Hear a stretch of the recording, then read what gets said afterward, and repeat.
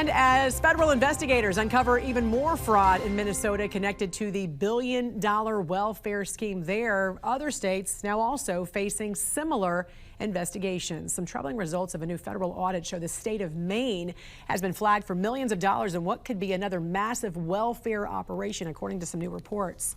Joining us to discuss this investigation is Steve Robinson, editor-in-chief of the Maine Wire. Good morning to you, sir. Great to have you on. Thanks for having me. Let's start with the federal audit into the autism care, which is under the state's largest welfare program called MaineCare. What did investigators uncover?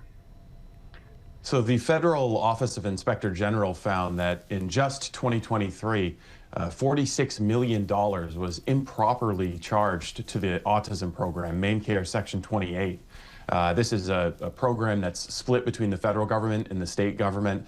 And what the federal investigators found was that there simply wasn't a justification for millions of dollars in charges to the federal government. And now they're looking to claw back as much as $25 million of that funding. This could be a huge problem for state lawmakers as they look to pass a supplemental budget in the upcoming legislative session. There's all kinds of priorities that they're looking to address with what remains of the legislative session.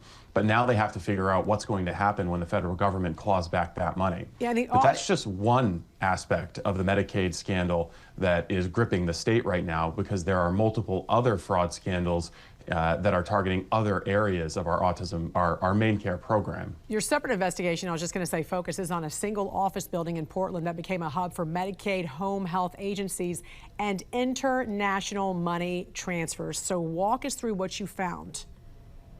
So in looking at the Medicaid provider data, what we found was a proliferation of home health care agencies. This is a relatively new program that was created under Governor Janet Mills, where offices essentially go into people's homes and provide care with the tasks of daily living. That could be help showering, help buying groceries, help doing the dishes, anything like that. The offices we found were all ghost offices. We found office buildings with 5 or 10 one-room suites where no one was there on multiple times where we went to check them. We talked to the landlords and they said that someone showed up and rented the office suite and no one ever showed up at the office. This was just to check a box on the requirement to actually get paid by the MaineCare program. We found one building in Portland where there were 5 home health care agencies along with a Dahab Shield. The Dahab Shield is the preferred money transfer system of the Central Bank of Somalia. Oh, wow. When we were there, we actually saw a Brinks man walking out with bags of cash and getting into a truck.